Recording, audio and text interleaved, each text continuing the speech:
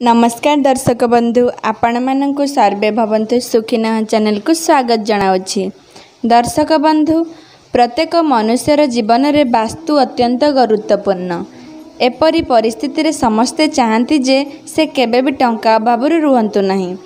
एपरी भाबरे आमे टंका पाइबा पई किछि वास्तु उपचार को कहूचु, जहा द्वारा आपण माने घरे बहुत परिमाण रे टंका पाई परिबे।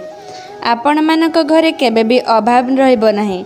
सर्वप्रथमे आपण माने केबे भी पूजा पाठ रे व्यवहार होइथिबा टंका निज पाखरे रखंतु नहीं। एही टंका को आपण माने ब्राह्मण को दान करंतु। एहा करिबा द्वारा आपणक मन भगवान का अपेक्षा अधिक अर्थ रे नियोजित हेबो। एहा भगवान को आपणक उपरे प्रसन्न करई पारे। एमिति एक फटनीय जेउथिरे देवी लक्ष्मी एक बसिबा अवस्था अछंती एवं ताक दुई पाखरे दुई हाथी पानी पकाउथबार रहिथिबे। एमिति फटो घरे रखिले आपण मानक घरे केबे भी अर्थर अभाव हेब नहीं।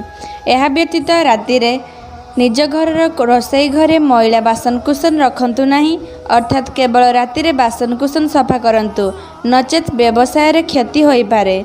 मने रखंतु जे सोइबा घरे केबे भी पानी मग आदि रखंतु नहीं। एहा व्यक्तिंक उपरे ऋणर भार बढ़ाई थाए एवं तांको द्वंद्व रखे, तेणु एहाकु एडांतु। दर्शक बंधु आपण मानकु जदि आमर एही भिडियोटी पसंद आसी थाए तेबे आम चैनल को लाइक शेयर और सब्सक्राइब कर दियंतु। धन्यवाद।